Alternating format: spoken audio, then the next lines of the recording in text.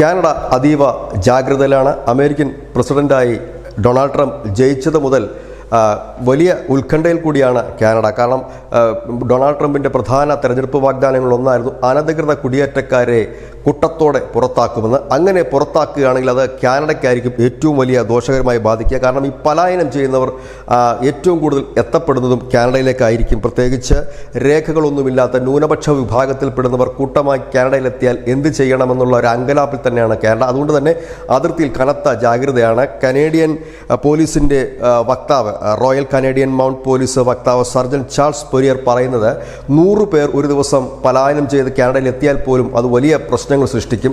നിലവിൽ ഈ കുടിയേറ്റക്കാരെ കൊണ്ട് പൊറുതിമുട്ടി നിൽക്കുന്ന അവസ്ഥയിലാണ് കാനഡ. കാരണം ഇപ്പോൾ തന്നെ അവിടെ ഖാലിസ്ഥാൻ വാദികൾ ഉയർത്തുന്ന വലിയ പ്രശ്നങ്ങളുണ്ട്, വലിയ സംഘർഷങ്ങളുണ്ട്. അവിടെയൊക്കെ ന്യൂനപക്ഷ വിഭാഗത്തിൽപ്പെടുന്ന രേഖകളൊന്നുമില്ലാത്ത കുടിയേറ്റക്കാർ ഈ അമേരിക്കയിൽ നിന്നും ഈ പലായനം ചെയ്ത് കാനഡയിലേക്ക് എത്തുകയാണെങ്കിൽ കാനഡയ്ക്ക് അത് ഉൾക്കൊള്ളുക പ്രയാസകരമായിരിക്കും എന്ന് തന്നെയാണ് റിപ്പോർട്ടുകൾ സൂചിപ്പിക്കുന്നത്. ഡൊണാൾഡ് ട്രംപ് ആകട്ടെ പറഞ്ഞ വാചകം ഇതാണ്: നമ്മുടെ രക്തത്തിൽ വിഷം കലർത്താനായി എത്തിയിരിക്കുന്നവരാണ് ഈ അനധികൃത കുടിയേറ്റക്കാർ എന്ന്. അത് കൃത്യമായി തന്നെ തീവ്ര ഇസ്ലാമിസ്റ്റുകൾക്കെതിരെ നടപടിയെടുക്കുന്ന ഒരു ഭരണാധികാരി കൂടിയാണ് ഡൊണാൾഡ് ട്രംപ്. അതുകൊണ്ട് തന്നെ അദ്ദേഹം അധികാരം ഏറ്റെടുക്കുന്ന ജനുവരി 20 ശേഷം ഏതു നിമിഷവും കുടിയേറ്റമുണ്ടാകാമെന്നുള്ള ഭയത്തിൽ ഇപ്പോഴേ തന്നെ കുടിയേറ്റത്തിനുള്ള ഒരുക്കങ്ങൾ കുടിയേറിയവർ നടത്തുന്നതായിട്ടും റിപ്പോർട്ടുണ്ട്. News desk, news India Malayalam.